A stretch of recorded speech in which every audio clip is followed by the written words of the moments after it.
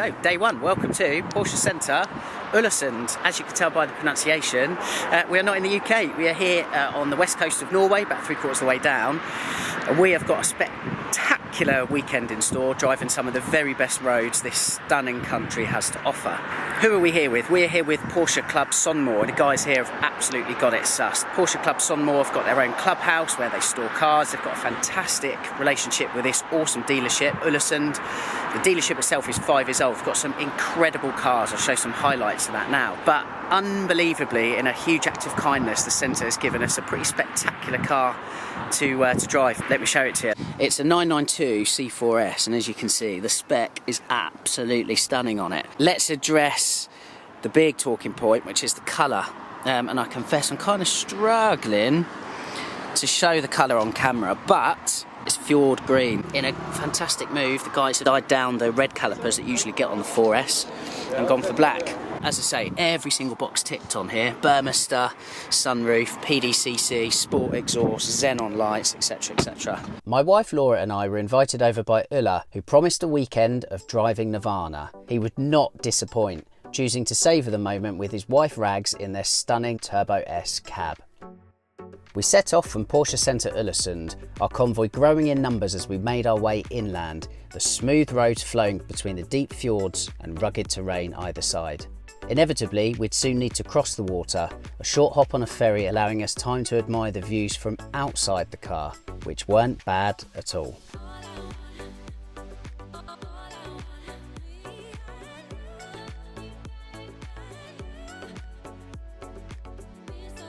Off the other side, we headed away from civilization, the landscape changing quickly from vibrant, sprawling greenery to close, craggy rock faces as we neared our weekend destination, the majestic Geirangerfjord, its deep, mysterious green waters filling the depths of a vast rocky basin.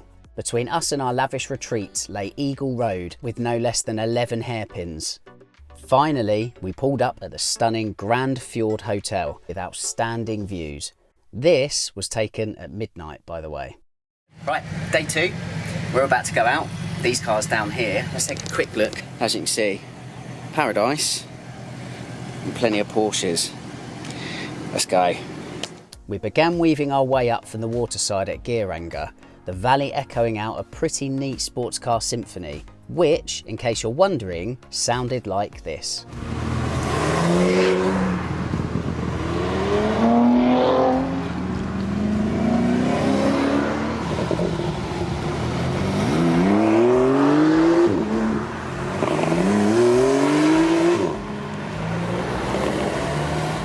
Heading into the clouds, vibrant greenery slowly made way for thick white slabs of snow, the roads beneath us turning from dry to damp and then soaking wet.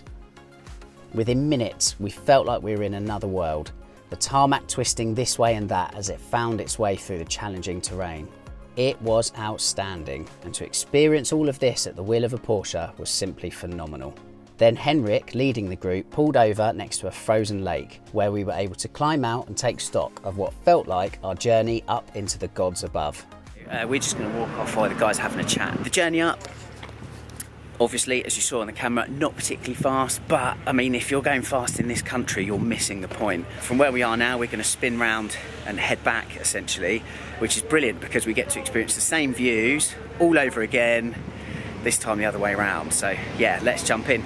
The 4S as well, I mean, we know that's an absolutely brilliant car. Obviously, the further up we've come, the wetter the roads we've got. It's on Pirelli P0 tyres, which, as I've said before, is really the weak link of all 992s. It's a terrible tyre, particularly in these damp and soggy conditions. But wet mode to the rescue. It's fantastic road holding on that car. So yeah, really enjoying it. And again, there's a great mix of cars here. I mean, it's a bit of a lesson to the rest of us Europeans that don't have such a harsh climate. These cars, from modern to classic, they're all being used as intended. Bit of a lesson for us all.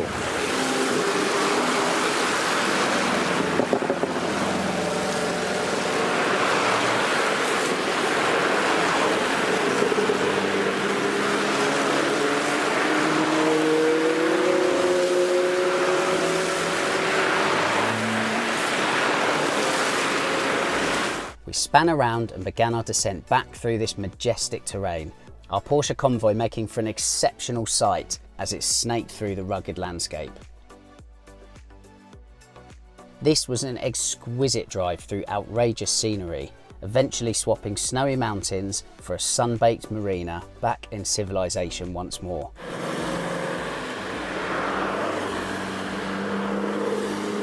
Right, okay, it's the end of the day. We have had a stellar day driving on quite literally the best roads, just absolutely the best roads. But as I said, I'm here with Porsche Club Sunnmøre. I mean, there's about 50 Porsches here and the variety is off the charts. At last night's dinner, the guys and girls kindly asked me to do a Q&A, and I asked, what's your first Porsche memory?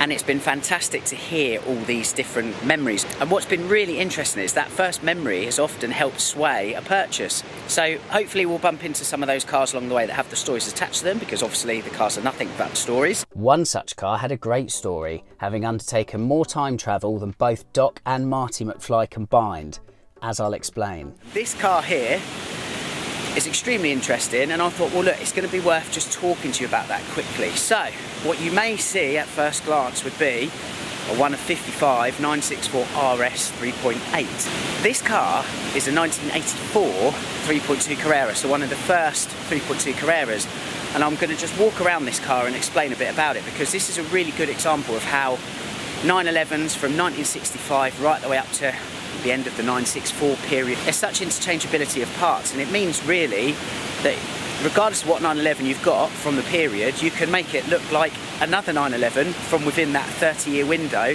relatively easily. And this is an example of that, okay? So we all know about backdating, and lots of people even to this day are still backdating cars like 964s into the long hood, i.e. the early 911. Look, this car's a forward date. Forward dating back in the day used to be extremely popular. It was actually more popular than backdated. So let's take a closer look. So the story goes, and it's a German registered car, as one of the first 3.2 Carreras. As I said, the German owner at the time decided I would quite like my car to be turbo look, hence these turbo flares put in. And they're proper job, by the way, it's not fiberglass. They're genuine steel turbo flares, and the look is absolutely exquisite as a result. Now you may know, of course, even Porsche offered the turbo look back in the day for the 3.2 Carrera. It was the M491 code that gave you the turbo look Carrera. It had everything other than the turbocharger.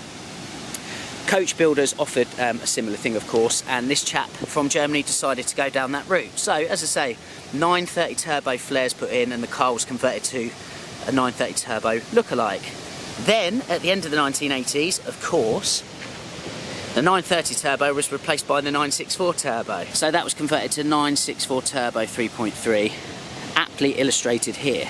Changes wise, obviously you've got new front and rear bumpers, wing mirrors, headlights.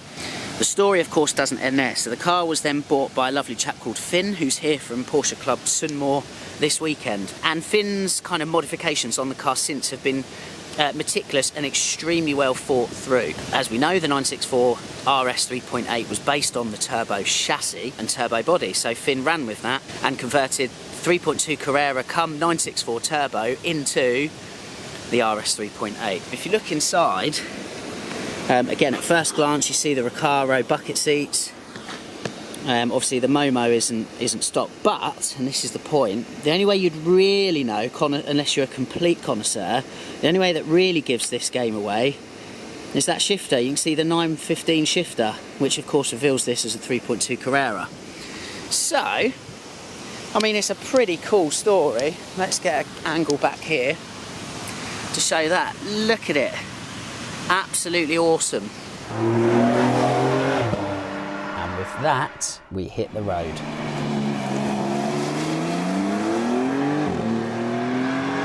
Headed for those mountain tops once more.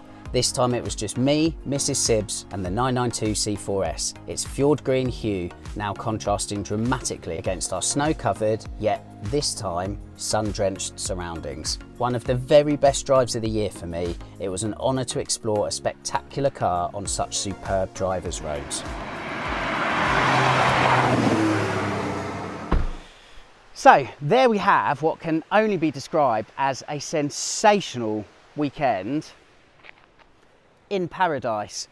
The most perfect topography, the most perfect car. We all know how good the 992 is these days. Yes, it is a little bit more Grand Tourer than usual and perhaps compared to 911s of old, but on roads like this that we have had here in and around Geiranger, a car like that really excels itself. I'd just like to say a huge thanks to Ulla, to Rags for their sensational hospitality. My wife and I are forever grateful to you. To Christian at Porsche Centre Aalesund for a spectacular Fjord Green 992 C4S. To Porsche Club Sunnmøre, part of Porsche Club Norway. Again, it's been awesome to meet all you guys and to hear your first memories from your Porsche 911. Hopefully we've created more this weekend as well. You know, big theme of my channel is to get out and drive. We only live once. There are many spectacular roads all over planet Earth. Find the nearest one near you. Of course, if you're ever able to come to Norway, come to the west coast of Norway and come to Geiranger, obviously it comes highly recommended from me. We've got literally an hour before we have to get our flight home. We've got a 992 C4S on some of the world's best roads. What would you do? See you again soon.